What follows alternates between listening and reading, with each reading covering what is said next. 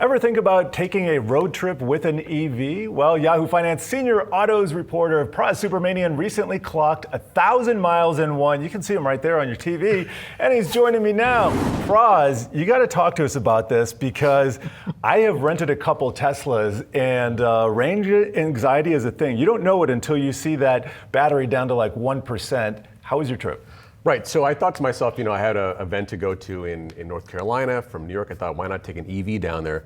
500 miles each way, so a 1,000-mile road trip, round trip here. So I thought, why not try that? And so let's see what happens. So, first part of this trip was totally fine. I ended up in Bethesda, Maryland, stopped there, stayed with a friend.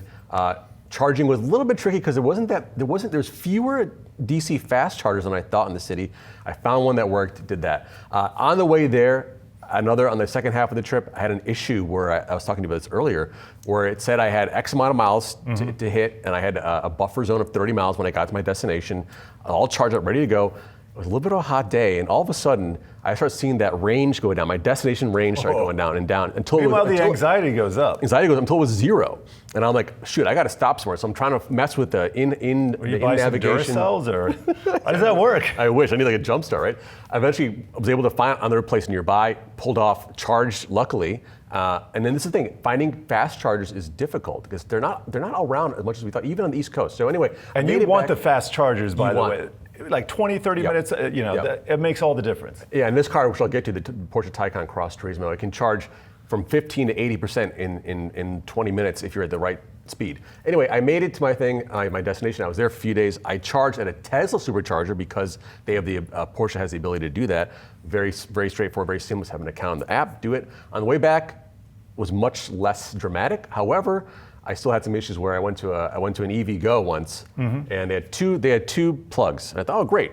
Turns out with the EV Go, only one is actually active when it's in use. The other one is just there as like a, if you pull it to the right, as we call them. Yeah, so that was a little issue there. And then, again, finding the fast charge, but I did and made it back. And it was actually not that bad. It was actually a very uneventful trip other than that one instance, but can't complain.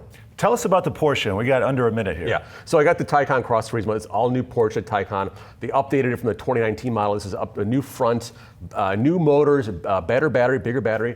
Amazing car in this wagon form factor, just super. It looks like it'll rip your face off. It will rip your face off. It will, but also just very usable. Now it has this thing called Active Ride, where it's like it can actually move the car up and down based on how you're traveling. Once you get in, you open the door, pops up. But basically, any turn, the car just goes flat. You're not wobbling. You're not kind of dipping in. It's totally unflappable.